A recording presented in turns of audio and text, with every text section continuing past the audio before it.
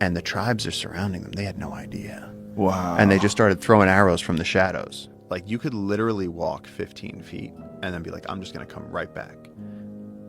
And the jungle will, like, Blair Witch you. Because it's all green. So you just, like, think you know what you're doing. Just last week, I took people, I wanted to cross from one trail to another trail. And I was like, I'm a guide, I can do this. And I came back out on the same trail like a half hour later. And I was like, yep, that's what I meant to do. Let's go. And like, happens to JJ all the time. Really? You cannot find your way in the Do jungle. you use a compass? Don't use a compass. Why not? Because actually, apparently some of the iron content and some of the saps in the trees pulls the needle. It doesn't work really well. Even the trees are trying to trick you. Oh my God. GPSs run out of batteries. You know, it's like you really just, you have to learn your bushcraft. You have to learn how to navigate in the jungle, and it's like which is pretty much, you have to get just amazing at dead reckoning and remembering your course, because it's so dense that, like, we play with people. We go, go see if you can go from here to there. And it's like, they can't go there. They can't do that as soon as you leave the river. So like, I had gone out on this solo, gotten lost, gotten scared, and then been like, oh shit, what if I just like into the wilded myself? What if now I'm gonna be the next kid that went and died in the Amazon? And like, I like slept in the hammock, but this is like as I was learning, so I didn't realize that the hammock that I had bought had a mosquito net on top, but the back was not mosquito proof, so they could stick through. So my back was being destroyed by mosquitoes as I'm trying to sleep. And like a couple of nights of that, and so I finally fall asleep, and I wake up in the middle of the night and I hear breathing right next to my face, and I like wanted to turn my headlamp on, and I just hear like right here, like I could feel her breath, and I was like 6 inches away from a jaguar's face, and she just like, and then left, and she just came in. She wanted to see what that was. She was like, you're not gonna move, that's what you're not gonna do. She growled like right into my ear, and then later on. But that one's cute though. That's a cute picture. That's a cute jag. Wow. And they vary in colors and the spots and everything, right? Like some of them are much darker. Yeah. Well, I mean, yeah, actually somebody recently was like, where do you see panthers? And I went on this whole thing of like, a leopard or a jaguar, just like you can have albinos, you have a melanistic one. Yeah. Wow. So like people would call that a panther, but a panther's not a real. There's no animal that's a panther. It's like right. a Kleenex. It's like it's just another name for it. That is so beautiful. But a black Look jag. at that thing. Yeah. Oh my God, that's beautiful. Yeah, in South India they have the black leopards. What an amazing looking animal. Look at the muscles. Yeah, it's an amazing killing machine. And so humans don't get taken out by them? I can only really speak for our region of the Amazon, but I haven't even heard a story about it. Really? Like no one. Our jags are just, we have like record numbers of jags. Like I think they're listed as near threatened, and we have like some of the strongest remaining jaguar populations in the world. It's incredible. And like, you barely see them. We barely see them. The last one I saw was 2 years ago, and some people like go their whole lives without seeing them. Really? Yeah. Well, because people walk off into the jungle and they don't realize. People, it's so funny living in the wild and seeing people show up there. And it's like people come and they're like, they smell like shampoo and cologne and bug spray and deodorant. And they're just like, if to an animal that has such better senses than we do, they might as well just have like sirens on them. And like, you are this shiny, glittering foghorn of attention in the jungle, and like every animal is going to run away from you. And so people are always like, how come you go out and you see so much stuff? And it's like, I only shower in the river. I live out in the jungle. I smell like they do. Like I'm out there for weeks, and it's like I'm not going and like shampooing my hair. It's like, and so like to these animals, like they know when you're coming. Like a jag's just gonna be like, oh, there's a human there. Do you wash with soap when you wash in the river? I do use a biodegradable soap. You have to keep your skin clean, or else you just get infections. But like for the most part, like my clothing, everything, like I don't use anything that's scented, because of that, because I want to be out there and just blend in. And that's whether I'm out in the field with elephants, or whether you're out in Africa or India, or whether you're in the Amazon. I want to be sort of like included. I want to blend in. And so like not that long ago I was checking a camera trap, and I thought it was we had students at our research station at the time, and I heard like the leaves going ch, ch, ch, and it was like September, so the jungle was dry, And I turned around and I was going to scare this person because I was like, who walks that loud in the jungle? Like, you have no respect. And I turned around with my finger up, and this jag walked right by me on the trail and just went, what's up? I just kept walking. And I was like, finger up. And I was like, okay. Oh, Lord. But I took that as good because at least I was, my like scent trail was so that he didn't know I was there. I could see it on his face. He didn't care. He was like, hey. But I mean, he was 6 feet away. He didn't even break his stride. He just walked by me and was like, yo, what's up? They don't think of you as food, so they just keep moving. No, and I think they're, with big cats, the mothers teach the young how to hunt, and I think they're so oriented, like with tigers, they're so oriented on horizontal, get the neck from underneath, break the neck from up top. And it's like when they see a vertical animal walking by, I think they're like, first of all, I don't know what this is. Second of all, it smells weird. Third of all, where do I even, you got to be desperate to take that risk. I don't think that lions are a different story, but with jags, with tigers, with leopards, I've never ever felt any fear being around a jaguar, like any fear. I don't even take pictures of them. I just enjoy it. Wow. I let other people take pictures. If I'm with people, I'll let them take pictures, but I will not lift my camera for a jag. I'll just stand there and just take it in. Yeah. You get to see them so rarely. I don't want to sit there finally seeing one and then put another screen in front of my face. Right. Look through it through some glass. Like, whoa. Yeah. Yeah, that's our camera. They've started to, that's from yours? Yeah. Wow, look at that thing. Yeah. That is so majestic. What an amazing animal. Those glowing eyes. Well, that's the crazy thing. You shine your headlamp into the night, and then when things look back at you, you got to wonder what it is. It's like, well, when there's two eyes in the front, it's two eyes in the front, yeah. But sometimes the deer, but then the jags do this thing where they move their head like this. They try and see around your headlamp. They'll do this little side to side thing. Like the deer, they'll just blink at you. They'll just blink, and so you start learning the eye shines. You start learning because then you can be out there at night and you look at something and you're like, oh shit, dude, it's a jag, and it's like, no, it's a deer. When you were saying that the uncontacted tribe were speaking in monkey calls, what are they doing? So JJ's dad used to tell us, he said, if you're ever out in the forest and something doesn't sound right, he was like, get out of there. And he was like, because they will use the tinamou calls, like the undulated tinamou is like, but like, we know what that sounds like, but we also know what it doesn't sound like. And so like every now and then you'll hear one that's, different. And like we all get freaked out because we're like, that's how we do it. That's how JJ taught me to do it. Like if there was a bunch of tourists right there and JJ wanted me to come over and like chill with him and we wanted to go hang, he would just do that and get my attention. And like, I know that it's not a Tim, I know it's JJ. So it's like, they've taken that to a whole nother level where they can communicate. And so there was a group of guys who was upriver and they got surrounded. They heard monkey calls coming from different directions. And they realized that they were completely surrounded. And like, at least one of the guys who was telling it to me, he got in the water and like crawled like a turtle and like escaped. And then the tribe showed up and there was this whole showdown where they actually shot one of the community members. And then one of the guys who knows some of their language was saying that it looked like they were mad with the guy that shot the guy. They were mad with him. Like they were like, why did you do that? Now there's going to be retaliation. Like, why did you shoot him? And like there was like a whole discussion happening while these people were like huddled in the stream waiting to see if they got killed too.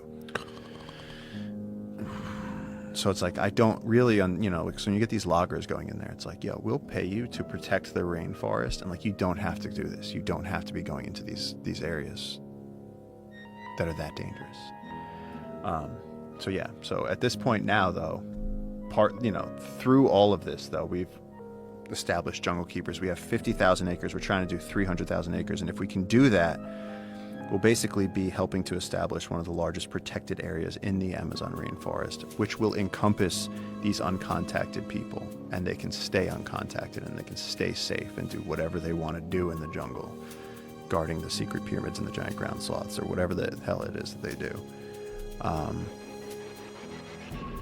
But we're close.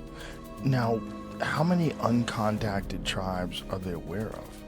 I think there's like over 100 different groups across the Amazon. There's also varying degrees of, and the other thing is the conversation so often gets turned to like they're, violent, and that they're people that live out in the jungle. And I have no idea how they do it either, because, you know, at night we need headlamps. We don't have night vision. All the animals have night vision. So it's like, what do they do that night? They're able to make fire in the jungle at night every day.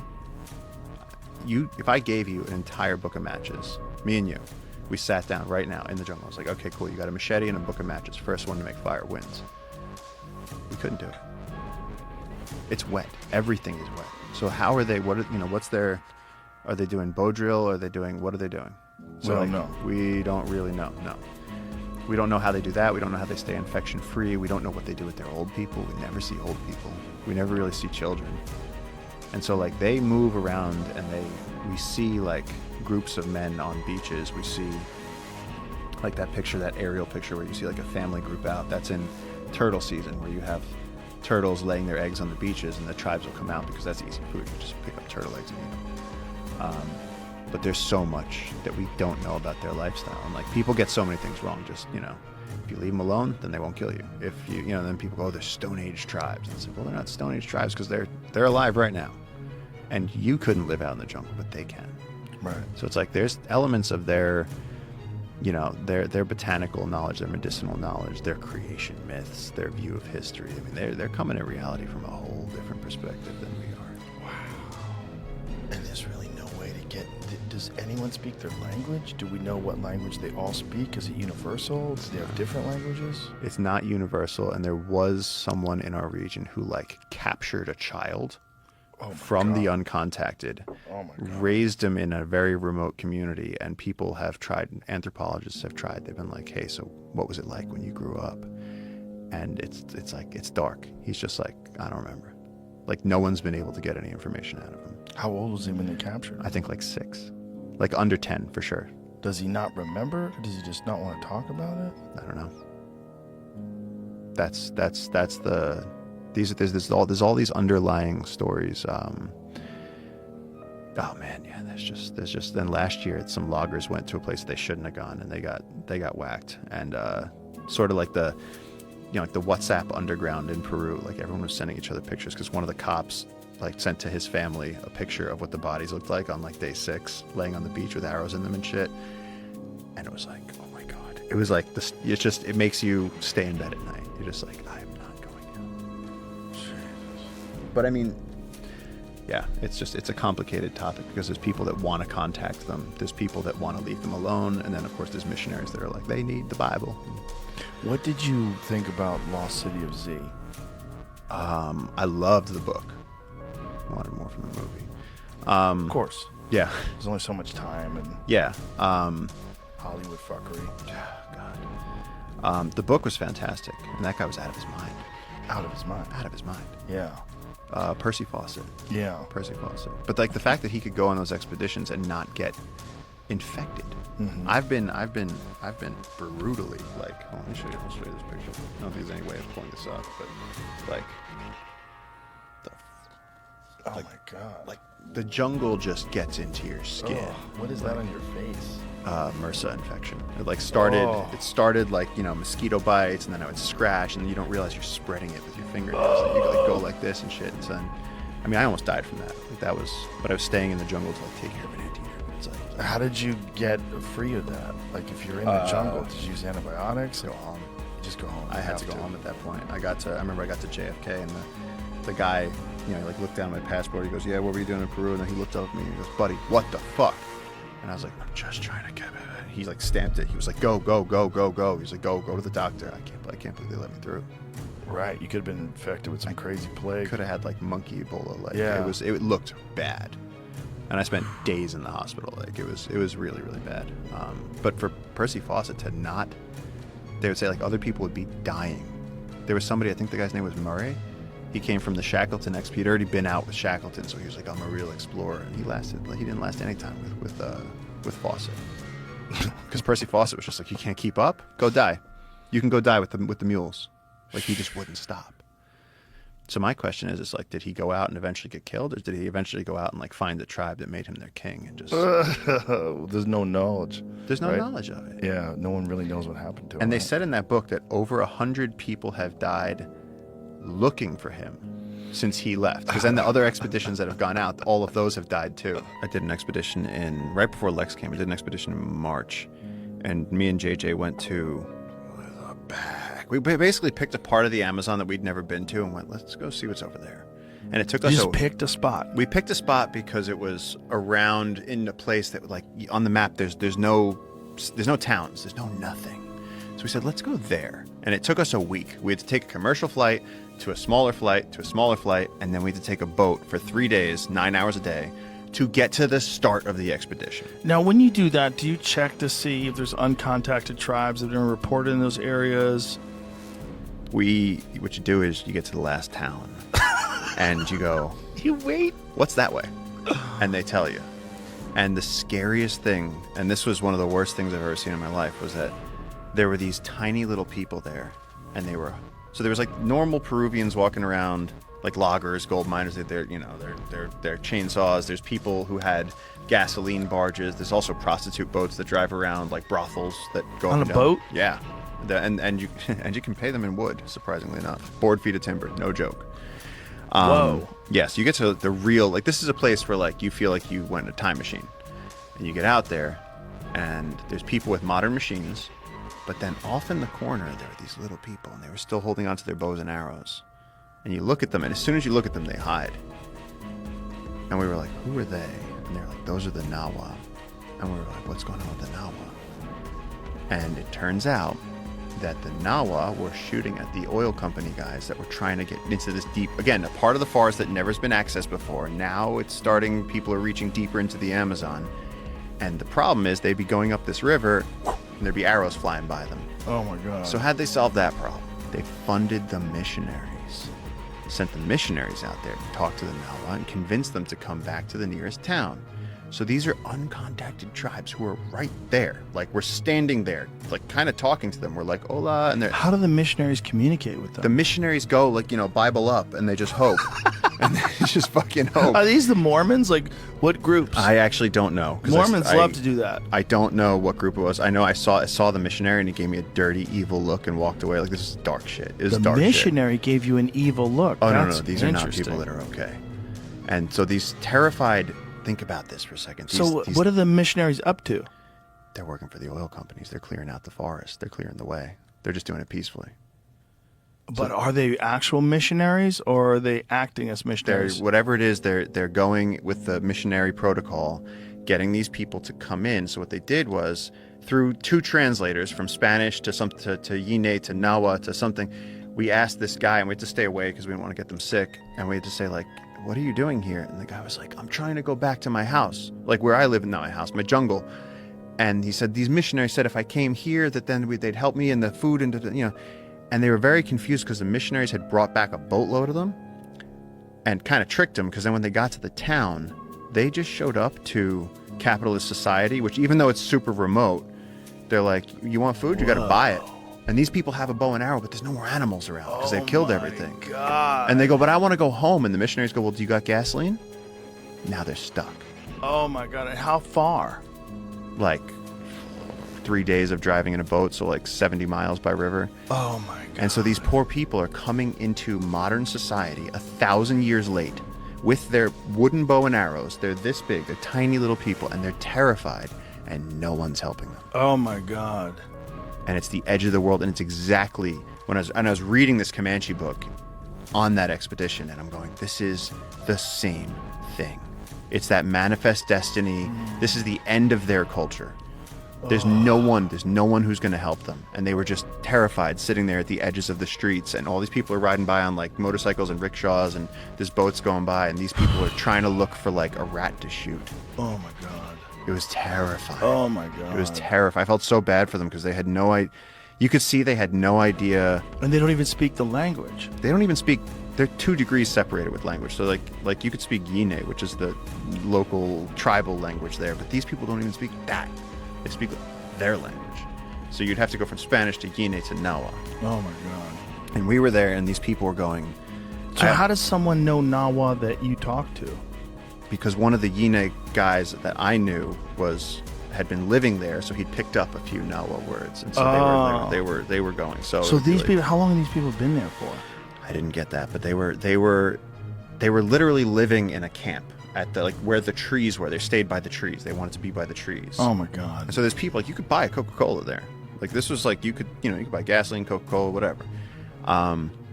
Way out there, there's a boat that has some gasoline cylinders. You can fill up your boat, and then this is the long. It's during the gold rush in Alaska. It's the last place before you go into the wild. Oh my God. And it was really horrible to see. And I think reading that the Empire of the Summer Moon made it even worse because that's so dirty. So they trick these people into going to the town, and they just abandon them. Yeah. Oh my God. And these people, how could they know that someone would do that to them? They don't even know what a idea. town is like, right? They don't even know what a town is oh like. My They're terrified. God. And so they're still, you see them, they're washing by the river and they're trying to feed their babies, but they're probably starving. no one gives a fuck. And no one gives a fuck. And they're Oh treated my like dirt God. too, because humans are humans, and so Right. No one wants to help them. Nobody can talk to them. And then of course they're kind of frustrated, right? Right. So they're not exactly friendly either. Right. Wow. So yeah, crazy.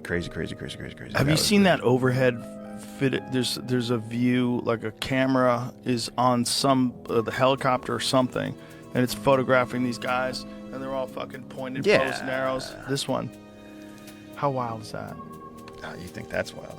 I can show you something that I can't show publicly, but look at this. Really? Yeah, I got something that no one's seen. Ooh. This is from last I'm gonna week. show everybody. No, you're not. This is from last week. Oh wow. So what Joe is looking at right now is a bunch of uncontacted tribes standing in the rain, and again, they don't speak the language of the people that are trying to interact with them. So this is across a river.